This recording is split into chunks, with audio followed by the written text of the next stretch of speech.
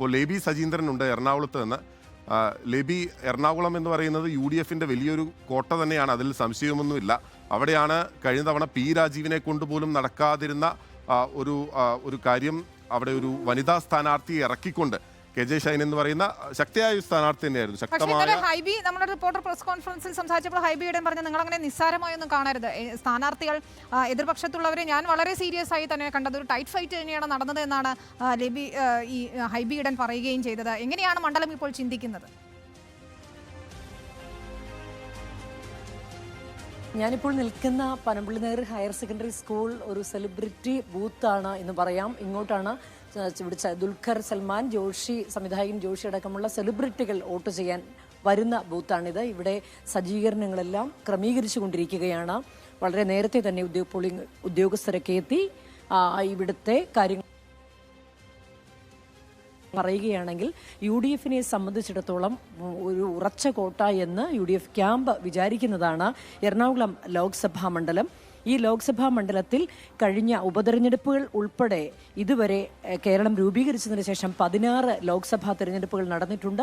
ഈ 16-ൽ 3 തവണ മാത്രമാണ് മണ്ഡലം കോൺഗ്രസിനെ കൈവിട്ടത്. അതുകൊണ്ട് തന്നെ വളരെയേറെ ആത്മവിശ്വാസത്തോടു കൂടിയാണ് കോൺഗ്രസ് പ്രചാരണത്തിന്റെ തുടക്കം മുതൽ തന്നെ രംഗത്തുള്ളത്. ഇവിടെ ഹൈബീഡൻ കഴിഞ്ഞ തവണ 1,70,70,000 വോട്ടുകൾക്കാണ് അന്ന് എതിർ സ്ഥാനാർത്ഥിയായിരുന്ന പി രാജീവിനെ പരാജയപ്പെടുത്തിയത്.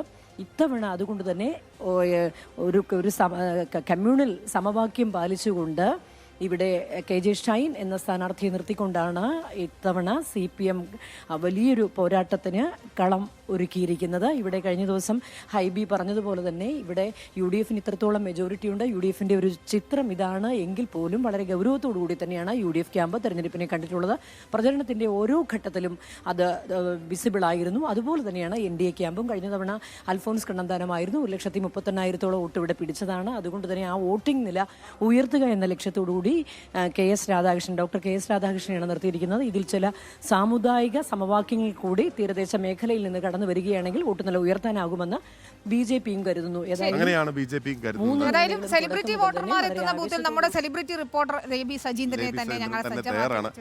എറണാകുളത്തിലെ ഒരു പ്രത്യേകത, അച്ഛനും മകനും ലോക്സഭയിലേക്ക് പ്രതിനിധീകരിച്ചിട്ടുള്ള മണ്ഡലം.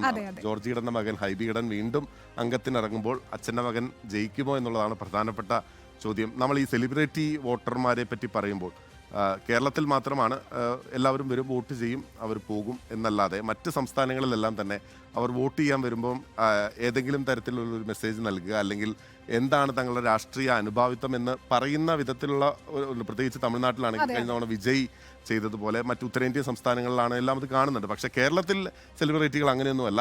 എല്ലാവരും ഓരോ പൗരന്മാർക്കും അവരുടേതായ രാഷ്ട്രീയമുണ്ട്, ഓരോ വോട്ടർമാർക്കും അവരുടെ രാഷ്ട്രീയമുണ്ട്. ഞങ്ങൾ ഇൻഫ്ലുവൻസ് ചെയ്താലൊന്നും നിങ്ങൾ മാറുന്നവരല്ല എന്ന ബോധ്യം കേരളത്തിലെ സെലിബ്രിറ്റി കൃത്യമായ രാഷ്ട്രീയ ചിന്തയുള്ളവരാണ്, രാഷ്ട്രീയ ബോധമുള്ളവരാണ് മലയാളികൾ എന്നത്